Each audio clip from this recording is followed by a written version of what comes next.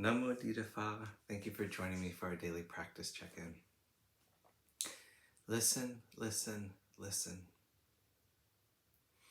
This beautiful sound calls us back to our true home.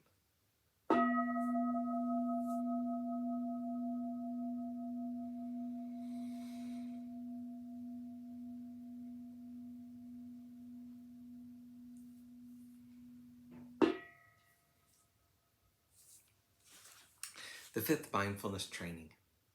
Aware of the suffering caused by unmindful consumption, I vow to cultivate good health, both physical and mental, for myself, my family, and my society by practicing mindful eating, drinking, and consuming.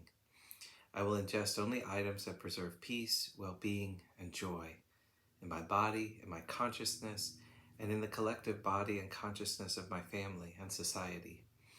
I'm determined not to use alcohol or any other items that contain toxins, such as certain TV programs, magazines, books, films, and conversations. I'm aware that to damage my body or my consciousness with these poisons is to betray my ancestors, my parents, my society, and future generations. I will work to transform violence, fear, anger, and confusion in myself and in society by practicing a diet for myself and for society. I understand that a proper diet is crucial for self-transformation and the transformation of society.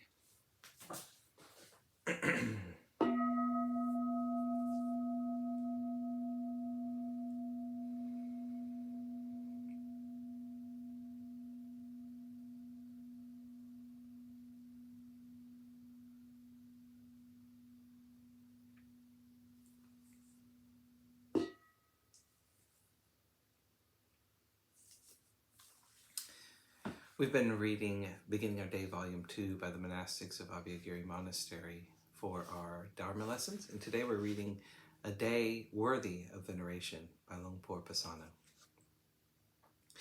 This evening is the night of our lunar observance. It's an opportunity to recollect the refuges and precepts and to reflect on the direction of our spiritual practice and whether or not we need this direction to change.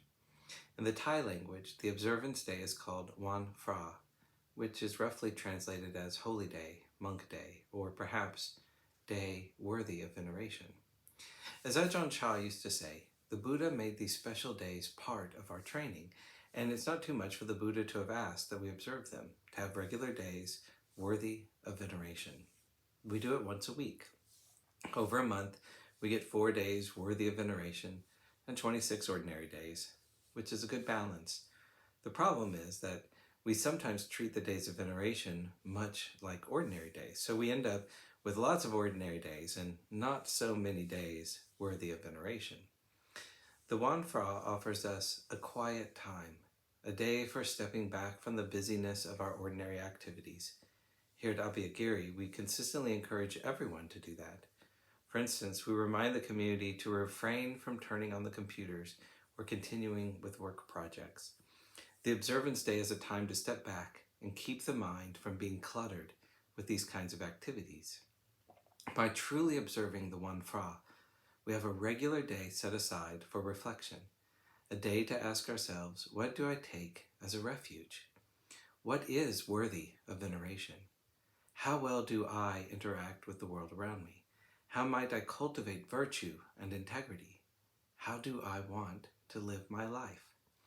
Reflecting like this is not aimed at setting the highest possible standards for ourselves. It's not for trying to achieve theoretical ideals. It's simply to recognize what's useful, what works to decrease the discontent and suffering in our lives. Discernment of that nature, cultivated on observance days, motivates us to turn toward relinquishment, giving up, and letting go of things. This is central to the Buddha's teaching and the very ethos of our practice. Observance days are an opportunity to step back from the busyness of ordinary activities, to reflect on our lives and practice, and to cultivate letting go. When used in these ways, they truly become days worthy of veneration.